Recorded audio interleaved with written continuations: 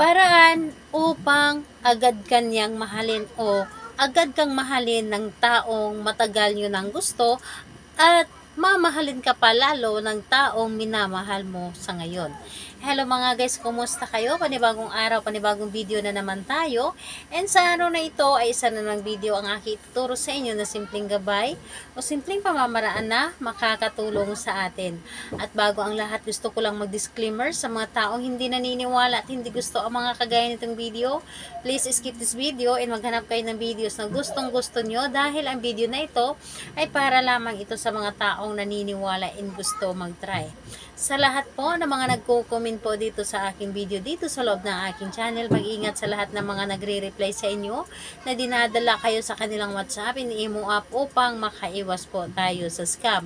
Ngayon po, ituturo ko sa inyo paano kayo agad na magugustuhan, agad na mahalin ng taong matagal nyo ng gusto. At mas lalo pa kayong mahalin ng taong mahal mo ngayon.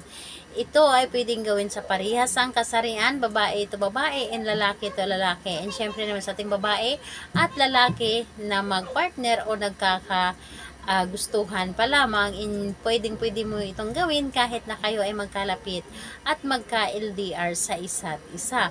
Ngayon po, ang kailangan lamang natin dito ihanda is kailangan mo lamang dito ng isang fresh na dahon. Fresh po dapat. So, yung dahon po, dapat po ay, yung dahon kahit anong klaseng dahon.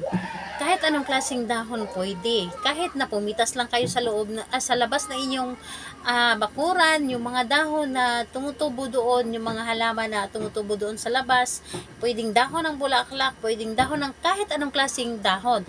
Basta fresh po ito, yung nagkakatas pa. So, fresh dapat ito na dahon, and ayun, kailangan lamang natin dito ng panulat lamang. So, kapag okay na, kailangan mo lamang siguraduhin sa iyong sarili na gustong-gusto mo itong gawin. Dapat po ay alam mo sa iyong sarili na 100% ang iyong tiwala sa paggawa nito, at dapat po ay wala pong dapat na nakakaalam kapag ito ay inyong ginawa. Kapag ready ka na, ay pwede mo na itong umpisahan. Ang gagawin mo lamang dito sa dahon, isulat nyo lamang dito ng isang bisis yung pangalan at apelyido ng taong nagugustuhan mo o taong mahal mo. Kung gusto mong mas mahalin ka pa ng taong mahal mo ngayon, yung tipong yung fresh na fresh yung pagmamahal niya sa inyo, yung tipong walang kupas.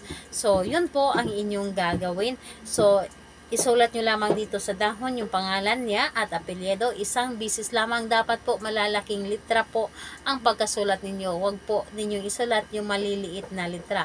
So, malalaking litra po ang inyong pagkasulat sa pangalan at apelyido ng inyong target. At pagkatapos nun, tupiin ninyo ang dahon na ito ng 3 ulit papunta sa inyo. And habang tinutupi po ninyo ito, banggitin ninyo yung pangalan at apelyido ng target. At sabihin po ninyo na agad mo ako magugustuhan at mas lalo mo pa ako mamahalin. So, pangalan, apelyido, agad mo ako magugustuhan o mas lalo mo pa ako mamahalin. So, pagkatupi nito, ang gagawin po ninyo, kung meron kayong wallet, or ilagay po ito dapat sa wallet. Ilagay ninyo ito sa wallet at dala-dala nyo po ito palagi.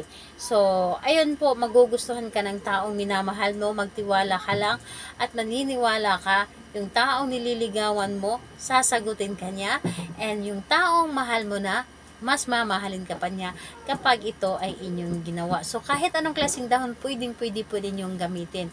So, gawin nyo lamang ito na may 100% na tiwala at paniniwala. And gawin ito sa araw ng Tuesday and Friday, and pwede naman ito sa may sinag ang buwan, kahit na anong araw, basta may sinag ang buwan. So, ayun po, sa lahat po ng mga gustong magpa-shoutout, mag-comment lamang sa baba para ma-shoutout kayo sa next video. And sa lahat po ng mga gustong magtanong, mag-comment lang po sa baba para ma-replyan ko po kayo. Salamat po sa inyo. Bye-bye everyone. God bless us all.